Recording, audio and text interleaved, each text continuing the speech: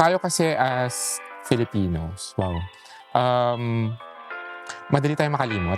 Dahil doon na naintindihan namin na hindi na lang to chikahan, hindi na lang to dapat naglalabas kami ng episodes. Ano na siya, meron na talaga siyang kaakibat na responsibility.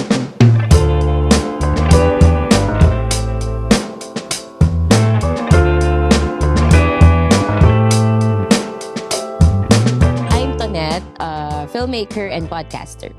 Ayun, ako si JP, filmmaker, podcaster, cafe owner na. Oo nga pala, with cafe owner. Yes. Even before nung college and sa bawat kwento, kahit rom-com pa or coming of age, lagi talagang nagiging center yung kwento ng babae. Kahit rom-com siya na supposedly kwento siya, love story siya ng dalawang tao, syempre moving towards the story of the woman. At tingin ko, yun pa rin yung gagawin ko talaga. Whether consciously or unconsciously, it will always be the woman's story at the front and center. Unconsciously. Kapag gumagawa ka ng pelikula, yung ending lagi ay hindi naman sinasadya, pero unrequited. Either, parang lagi siyang pumupunta doon sa direction na yun, na kahit parang, sige, this time, magkakatuluyan na sila, ganyan. Pero lagi bumabalik sa parang, yung merong mas nauna na bigyang importance yung sarili. Parang gano'n.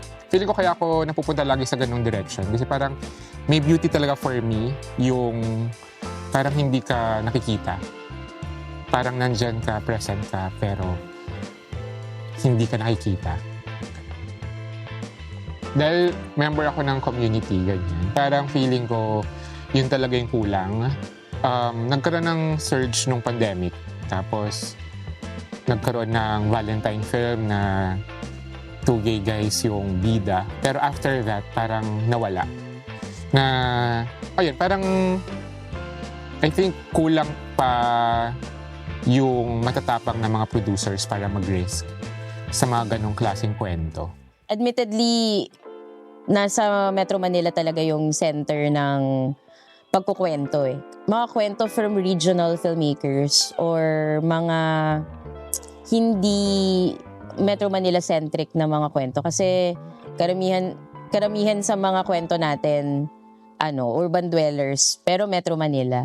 Tapos, Filipino, Tagalog, English yung salita. So, kapag iba yung language mo, like Waray, Ilonggo, Ilocano, syempre, kumukonti supposedly yung audience. Yun yung tingin ng producers or tingin natin in general. Pero di pa kasi natin nasusubukan na magkaroon talaga ng isang nationwide release for a full-length film na regional yung kwento, tapos regional din yung language na ginamit. Mga films na merong pinaglalaban na issue na yun, political. Medyo mahirap talaga siyang mahirap siyang ipalabas sa Pilipinas. Una, may censorship tayo. Yung MTRCB, ang dami ng mga pelikula na mga documentaries na hindi natin napapalabas ng buo ng kung paano siya ginusto ng filmmaker kasi doon pa lang naharang na siya, na nare-rate na siya, nasi-censor na siya. Tapos bukod pa doon, yung fear pa rin ng filmmakers na ilabas yung very political films kasi meron agad mga groups na sasabihin na dapat hindi to pinapalabas, very one-sided, ganyan. Pero ano ba yan, Diyos ko? Parang kung papalabas na lang natin ay laging na lang, rom-com at horror, ay paano uunlad yung pagtingin natin sa mga issue, totoo. I think hindi na kailangang sabihan yung mga Filipino storytellers na gawin yung mga kwento na gusto nila. Kasi ganun, marami na tayong kwento talagang, kwento tayong ginagawa eh. So, I guess, mas hindi sa storytellers yung yung kailangang sabihan, kundi audiences to embrace Filipino storytelling na gaya nung sinasabi namin sa podcast, ano talaga tayo, colonial mentality yung audiences ng mga Pinoy eh. Hindi lang sa pelikula eh, even sa art, even sa fashion, ano pa, music. Parang kapag gawang Pinoy, automatic, mas mababa siya than yung foreign. I-echo ko lang din yung kay Tonet na parang hindi lang sa mga storytellers pero mas sa audience. Kasi, ewan ko, parang marami naman na tayong film festivals na local, marami tayong mga storytellers, marami tayong filmmakers na nagagawa yung mga story na gusto talaga nilang magawa. Kailangan lang i-embrace ng mga audiences na maging open sila sa mga ginagawa nating pelikula kasi marami talaga sila. Tayo kasi as Filipinos, madali tayo makalimot.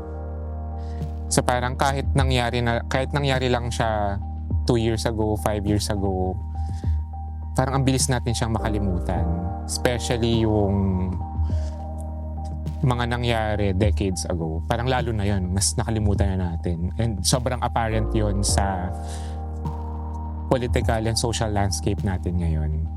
Important para sa amin ito, Net, na kailangan siyang mapag-usapan lagi. Na kahit hindi June, kailangan meron kaming topics on pride, about issues ng community, or kahit hindi March, kailangan may awareness tayo para sa mga kababaihan. Alam mo yun, parang hindi tayo dapat nagiging kampante lang dahil walang issue na nangyayari or walang violence, walang discrimination na nangyayari. Parang kailangan tuloy-tuloy yung ganong klaseng usapan kasi yun nga, dahil madali tayo makalimot. So, dahil madali tayo makalimot, nakakalimutan natin na parang may mga bagay na dapat pinag-uusapan talaga. Pero yun, syempre, dinadaan lang namin sa tawa pero deep inside, nasasaktan kami. Parang, I think, naalala ko, parang meron tayong parang Pride edition. Tapos I think sobrang fresh nung nangyari yung discrimination sa Zara na store. Di ba? Parang tumatawa lang kami ganyan pero sobrang frustrating nung kaganapan. At yun, parang recently lang siya nangyari pero parang ngayon meron na namang ganun nangyari. So parang kailangan talaga siyang pag-usapan lagi. Yes. Parang yun na yun. Tingin ko kasi ngayon, dahil nga ang daming sources of information, sources of entertainment. Ang daling, yung parang sabi ni JP, yung parang mapapanood mo ngayon, pagdating bukas, makakalimutan mo na siya eh.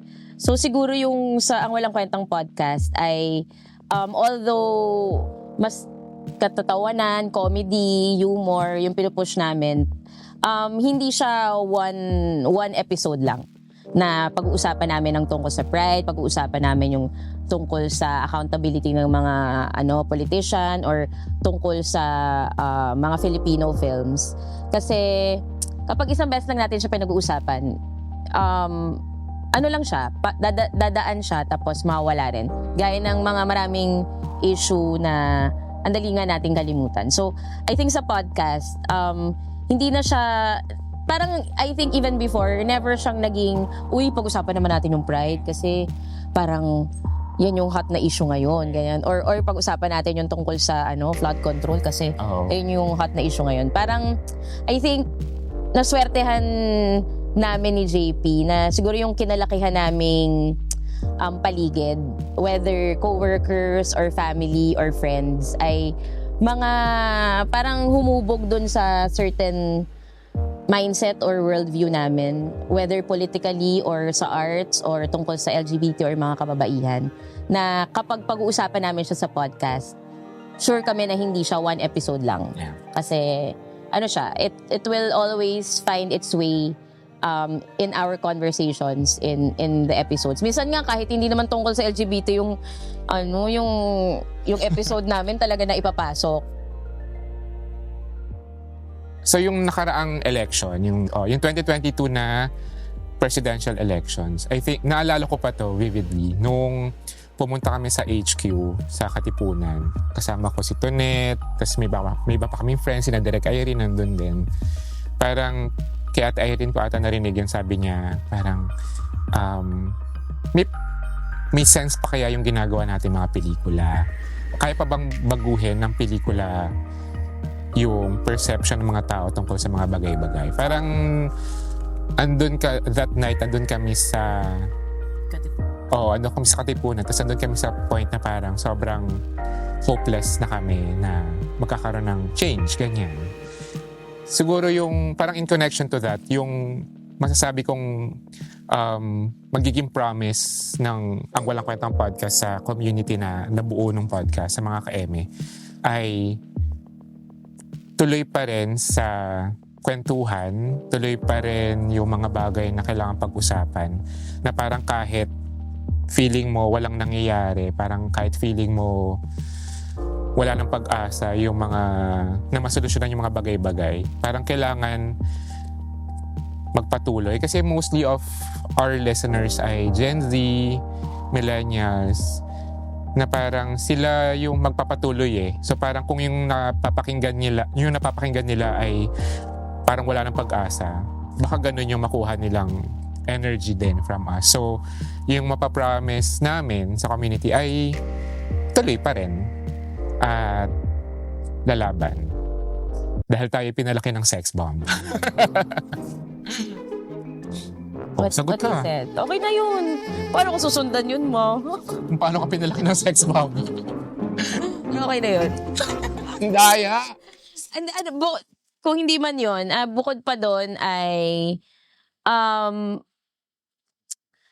dahil hindi naman namin in-expect talaga yung community ng Ang Walang Kwentang Podcast. Hindi siya parang, uy, gawa tayo ng community. Hindi ka namin tawag community dati. After chikahan. No, ganun lang siya. So, naging natural.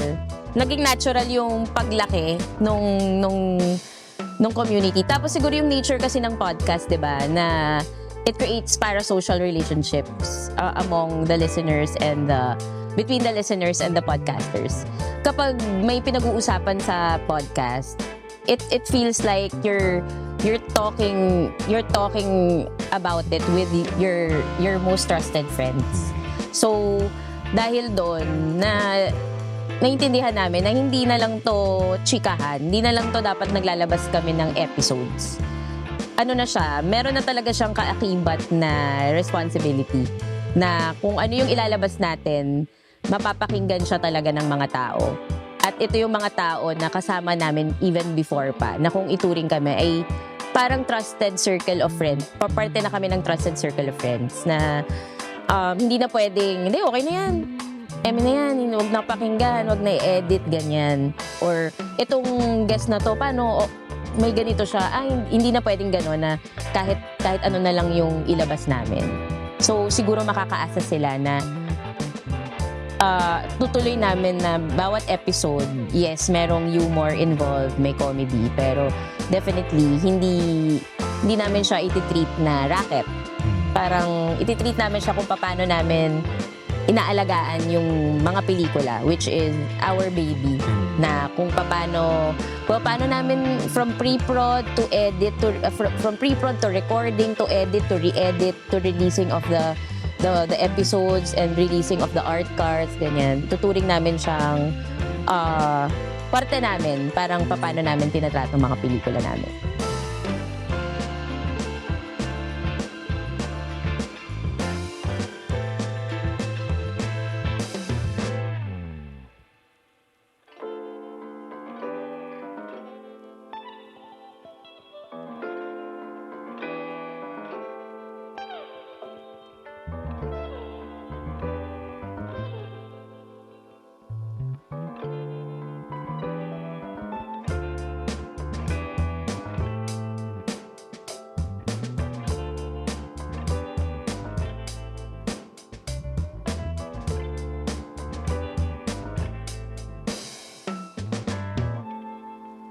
Okay.